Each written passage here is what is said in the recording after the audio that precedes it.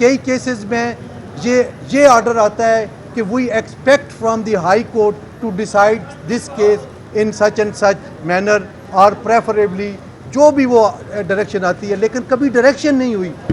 कल हमें ये लगा कि डायरेक्शन हुई है जो कि नहीं होनी चाहिए। हम एक दफ़ा फिर ये अर्ज़ करते हैं कि किसी को प्रेजुडिस नहीं होना चाहिए। कल कोर्ट्स नाम दिए जाते थे कि ये शरीफ कोर्ट्स हैं, आज हम ये नहीं चाहते कि पब्लिक और वकला किसी और नाम से कोर्ट्स को पुकारें। चूँकि ये कोर्ट्स हैं तो हम हैं, इन कोर्ट्स की इज़्ज़त और तकरीम हमारा फ़र्ज़ बनता है और हम चाहते हैं कि इदारे को गैर सियासी होना चाहिए और सियासत से हट के सिर्फ रूल ऑफ लॉ और कानून के दिए गए पैरामीटर्स के तहत ही काम होना चाहिए। अब मैं जनाब वाइस चेयरमैन हारून रशीद साहब से गुजारिश करता हूं कि वो इसी मामले में आपसे खिताब करें। बिस्मिल्लाहिर्रहमानिर्रहीम। कल की जो ऑनरेबल सुप्रीम कोर्ट की तरफ से ऑब्जर्वेशन आई है कि जिसमें पीटीआई चेयरमैन को सज़ा हुई है और सज़ा वो काटने के लिए जेल में है, उस पे उन्होंने एक अपील फ़ाइल की अपनी सज़ा के ख़िलाफ़, जो कि हाई कोर्ट इस्लामाबाद में पेंडिंग है और उस अपील का फ़ैसला होना है। उसमें ये देखना है कि ये जो सज़ा हुई है ये गलत हुई है या सही हुई है। उसमें ये हाई कोर्ट का डोमेन है और ये ऑनरेबल सुप्रीम कोर्ट ने कल जो ऑब्जर्वेशन दी है ये डायरेक्ट इन्फ्लुएंस करती है लोअर कोर्ट्स को और हाई कोर्ट्स को, इसलिए कि वो सबऑर्डिनेट कोर्ट हैं। और जब ऑनरेबल चीफ जस्टिस साहब की तरफ से एफसी ऑब्जर्वेशन आएगी तो अगर अदरवाइज़ कोई वो अपनी मर्ज़ी से डिसीजन देते हैं तो इसका मतलब है कि वो ऑनरेबल सुप्रीम कोर्ट की ऑब्जर्वेशन को कंसिडर नहीं कर रहे। तो इस तरह की ऑब्जर्वेशन देना लीगली भी दुरुस्त नहीं है और एथिकली भी नहीं है, इसलिए कि ऑनरेबल सुप्रीम कोर्ट के सामने ना तो अपील पेंडिंग है ना ही बेल पेंडिंग है और अपील का फ़ैसला भी हाई कोर्ट ने करना है, बेल का फ़ैसला भी हाई कोर्ट ने करना है। इसका मतलब है कि हाई कोर्ट को ये मैसेज जाना चाहिए कि जो फ़ैसला जिस तरह सुप्रीम कोर्ट ने कहा कि जो सेशन कोर्ट ने सज़ा दी है वो सज़ा जो है वो गलत है। ये आज की अखबार न्यूज़ की हेडलाइन है कि जो सज़ा डिस्ट्रिक्ट जज ने सेशन जज ने दी है वो गलत है। इसका मतलब है कि सुप्रीम कोर्ट ने एज्यूम कर लिया है कि अपील वो ख़ुद सुन रहे हैं, जबकि अपील जो है वो पेंडिंग है ऑनरेबल सुप्रीम कोर्ट के पास। और ये एक प्रोसीजर है, जब लोअर कोर्ट किसी को सज़ा देती है या बरी करती है तो उसका राइट है गरीब पर्सन का कि वो हाई कोर्ट में जाए या प्रोसीजर के मुताबिक जिस कोर्ट में अपील या बेल होनी है वहाँ पे जाए। ऑनरेबल सुप्रीम कोर्ट के पास कोई मैटर पेंडिंग नहीं है और सुप्रीम कोर्ट के बेंचेस के ख़िलाफ़ हम पहले भी एतराज़ कर चुके हैं कि ये जो बेंचेस हैं ये एक पार्टी को फेवर कर रहे हैं और शुरू दिन से आज तक कर रहे हैं। ऑनरेबल चीफ जस्टिस साहब ने पहले भी ड्यूरिंग रिमांड, जो कि प्रोसीजर ही नहीं है, प्रोसीजर की जो वायलेशन है वो सुप्रीम कोर्ट की तरफ से हुई कि जाके उसे रिमांड के दौरान वीवीआईपी ट्रीटमेंट दी गई, उसका रिमांड ख़त्म कर दिया गया और उसे सदर पाकिस्तान जाके खाना भी दे रहे हैं। तो ये आम लोगों के पास भी होना चाहिए। जिस तरह कल एक और ऑब्जर्वेशन आई कि उस मुल्ज़म को कोर्ट में होना चाहिए। अगर मुल्ज़म किसी मैटर में जो सज़ाशुदा है अगर उसमें उसे कोर्ट में होना चाहिए तो बाकी लोगों को भी जो आम ऑफेंसेस में 10-10, 20-20 साल सज़ा काट रहे हैं उनका भी राइट है कि वो अपील में आएँ और अपनी ग्रीवेंस शो करें।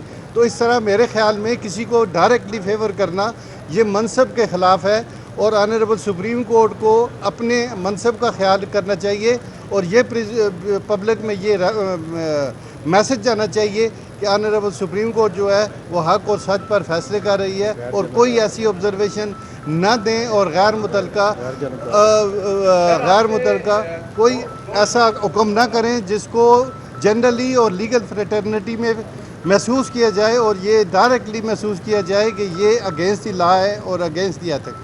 Thank you ji. तो कल हियरिंग हुई है वो कोई सुप्रीम कोर्ट ने एस्कोस नोटिस के तहत या किसी और जुरिसडिक्शन में ये जाके हियरिंग नहीं की, एक दरख्वास्त आई, अदालत का काम है दरख्वास्त को सुनना और अदालत ने दरख्वास्त सुनी, सुकम की बातें हुई, हियरिंग में हम कल मौजूद थे। आपसे सवाल सिर्फ ये है कि जो हाई कोर्ट में आज बैठने लगा है वो भी जो ट्रायल कोर्ट के फैसले के खिलाफ अपील जाके वहाँ लगी है, क्या आप समझते हैं कि जो ट्रायल कोर्ट का फैसला था जिस तरह से दिया गया था, पाकिस्तान बार काउंसिल क्या कहती है कि वो ठीक था या नहीं, मैं- मुजरत में दिया गया था या नहीं? मैं दो बातें हैं। फैसले होने के फ़ौरन बाद हमने जो अपना रद्द अमल शो किया वो ये था कि जज साहब ने इंतहाई उजलत में ये डिसाइड किया कि जुरिस्डिक्शन है या नहीं है। नंबर 2, डिफेंस का हक है मुल्ज़म का, वो जो भी है। जब आपने 342 की स्टेटमेंट में स्पेसिफिक क्वेश्चन पुट किया कि क्या आप अपना डिफेंस पेश करना चाहते हो और उनका जवाब आ गया कि यस मैं करना चाहता हूँ, तो फिर ट्रायल कोर्ट को वो रिकॉर्ड करना चाहिए थी और ये भी कहा था कि इसका बेनिफिट अपील में मिलेगा इनको। ये दूसरी बात जो अभी कर रहे हैं, ये जो आपने शायद गौर नहीं किया, मैंने ये कहा था कि ये जो मैटर्स थे ये फाइनल जजमेंट आने से पहले दरमियानी ऑर्डर्स को चैलेंज किया गया था और इसमें ये तो इनफेक्चुअस हो गए थे। इसके बावजूद अगर आपने लिखने हैं तो सिर्फ एक लाइन का ऑर्डर होना चाहिए कि चूँकि मैटर नीचे पेंडिंग है इसको हम एडजर्न करते हैं, आप कल के लिए आ जाएं या परसों के लिए आ जाएं। लेकिन जब आप ऑब्जर्वेशन दे रहे हैं कि ये केस है ही कोई नहीं, डिफेंस लिए ही नहीं गया, किस तरह सजा हुई है और इस तरह के रिमार्क, तो ये वो होगा कि it amounts to be interference in smooth functioning of high court appellate court. तो अब एपेलेट कोर्ट के पास सारे इख्तियारात कानून के मुताबिक मौजूद हैं और वो उसको बरी भी कर सकते हैं, वो रिवर्स भी रिमांड भी कर सकते हैं और अगर ऐसे एरर जो क्योरेबल हैं सेक्शन 537 CRPC क्लियर है उसके तहत वो रेक्टिफाई करने के लिए भी भेज सकते हैं। तो इसमें कोई ऐसी बात नहीं है। लेकिन ये सिर्फ बेल थी, बेल पे फैसले पे ऑलमोस्ट जो ऑब्जर्वेशन थी वो ये थी कि बरी कर दिया गया। भाई साहब ये बता दें, एक साबिक चीफ जस्टिस साहब थे, उन्हें एक वज़ीर आज़म को सजा देने में बड़ी जल्दी थी। अब जो चीफ जस्टिस साहब हैं उन्हें एक वज़ीर आज़म को बचाने में बड़ी जल्दी है। तो समझते हैं कि अदालत में मजाक उड़ा है? देखिए आपका क्वेश्चन, आपको इस क्वेश्चन का जवाब से आप बखूबी आगाह हैं।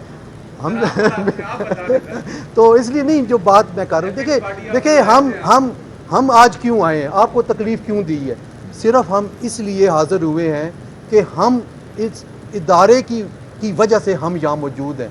ये इदारा है तो हम हैं, अगर ये इदारा नहीं है तो हम नहीं हैं। इस इदारे की तकरीम हमारा फ़र्ज़ है, being highest statutory body of the lawyers. इस वक्त पाकिस्तान बार कौंसिल तमाम पाकिस्तान के लॉयर्स की हाईएस्ट स्टैट्यूटरी बॉडी है और हम चाहते हैं कि इस इदारे की तकरीम और इज़्ज़त सलामत रहे। इसीलिए आपने देखा होगा टाइम टू टाइम कि हम उसमें फ़रीक नहीं थे, लेकिन हेयरिंग के दौरान हमने जाके पूरे बेंच को इस्तदा की थी हाथ बांध के कि फुल कोर्ट बनाएं या फुल कोर्ट की मीटिंग कर लें। हमारा क्या मकसद था, हम किसी पार्टी को रिप्रेजेंट नहीं कर रहे थे, हम किसी के वकील नहीं थे, लेकिन हम चूँकि हमारा फ़र्ज़ है कि हम समझते हैं कि we are also custodian of constitution, हम कॉन्स्टिट्यूशन की बात करते हैं तो हम चाहते हैं कि तमाम मामलात कॉन्स्टिट्यूशन के मुताबिक चलें और अदालतें भी जो है वो। अब मेरा आपसे सवाल, बैरिस्टर पाकिस्तान बार काउंसिल के अहदेदार के लिए एक सीनियर वकील, आप लोग बड़े सीनियर वकील जानते हो, आज जो हाई कोर्ट में अपील लगी है, आपके नज़र में उस अपील का नतीजा क्या निकल सकता है? देखें अपील नहीं लगी हुई, मैं आपको फिर क्लियर करता चलूँ, यही तो अफसोस है कि नहीं समझा जा रहा। अपील फाइल हो चुकी है, वो एडमिट फॉर रेगुलर हियरिंग हुई है। अपील के अंदर एक एप्लीकेशन है जिसको अंडर सेक्शन 426 CRPC होती है, वो होती है फॉर सस्पेंशन ऑफ सेंटेंस। आज सिर्फ उस पे यानी आसान लफ्ज़ों में ये समझें कि आज उनकी ज़मानत की दरख्वास्त है जिस पे फ़ैसला होना है और ज़मानत तभी होती है अगर सज़ा सस्पेंड हो जाए। हमें इससे कोई नहीं गरज, अगर बनती है शॉर्ट सेंटेंस है, 3 साल सज़ा है, इसमें नॉर्मल केसेस में सज़ा मुअत्तल हो जाती है और मुल्ज़म बाहर आ जाता है। इसका भी मैं समझता हूँ कि अगर उसी एनालॉजी को लिया जाए तो शॉर्ट सेंटेंस की बिना पे जनाब इमरान खान चेयरमैन PTI की ज़मानत बनती है, होनी चाहिए। बादशाह साहब ये बता दें कि वाइस चेयरमैन साहब ने भी कहा कि जजेस अपनी मर्जी के बेंचेस बन रहे हैं। सुप्रीम कोर्ट बार और पाकिस्तान बार जिस तरह आप यहाँ बात कर रहे हैं कि वकला न्यूट्रल हैं, लेकिन आप दोनों ही सियासी जो है वो मंशूर को लेकर चलें जिस तरह अवाम में तासुर जा रहा है, तो फिर किस तरह अदालतें और वकला देखें आप हमें बताएं, हम अपने हद तक बात करने के लिए तैयार हैं। मोहतरम वाइस चेयरमैन साहब यहाँ खड़े हैं, मैं खड़ा हूँ, मुझे बता दें कोई पॉलिटिकल एफिलिएशन हमारी किसी पार्टी के साथ, हम कोई पॉलिटिकल बंदे नहीं हैं। और आपने जो जवाब दिया है, हाँ। मैं आपसे ये पूछना चाहता हूँ कि जब जस्टिस मैं- मजाज अली नकवी के खिलाफ रेफरेंस आया जी। और आपने भी दबंग अंदाज से उसके खिलाफ आपने भी किया रेफरेंस हमने ही फाइल किया। किया, तो जब फिर सरदार तारिक मसूद के खिलाफ आया तो आप कहते हैं कि you are the custodian of law, आप आइन को प्रोटेक्ट करना चाहते हैं, तो फिर आपने उसकी आपने अपने आप से क्यों किया कि ये साजिश की जा रही है? आप किस पार्टी बनना चाहते हैं? मैं अर्ज करता हूँ, आप ज़रा गौर से सुन लें, थोड़ा सी हिस्ट्री बता दूँ। नहीं, आप ठहरे ना, आपका जवाब दे रहा हूँ, आपको फिर न्यूट्रल होना चाहिए। आपका जवाब दे रहा हूँ। कोई ज़रूरी नहीं कि हर रेफरेंस हम उसको सपोर्ट करें। आपकी इतला के लिए अर्ज है कि in history of Pakistan this country Pakistan bar council ने पहला रेफरेंस फाइल किया है। इससे पहले काजी फाइज ईसा साहब का रेफरेंस था, हम समझते थे कि वो बदनीति की बुनियाद पे हुआ, हमने काजी फाइज ईसा साहब का साथ दिया और अल्लाह ताला ने हमें उसमें कामयाब किया। तो उसमें क्या हमें, चूँकि रेफरेंस फाइल हो गया तो हमें काजी फाइज ईसा साहब की मुखालफत करनी चाहिए? बिल्कुल भी नहीं। इफ्तिखार मोहम्मद चौधरी के खिलाफ रेफरेंस था, हम निकले और हमने तहरीक चलाई, उस रेफरेंस के खिलाफ अब निकले। हम समझते थे कि वो बदनीति की बुनियाद पे था। वो दोनों रेफरेंस साबित हुए, तारीख ने साबित किया कि वो बदनीति की बुनियाद पर किए गए थे और हमारा फैसला ठीक था। आज भी अगर सरदार तारिक मसूद साहब के खिलाफ हुआ है तो हमें पता है कि क्यों किया गया।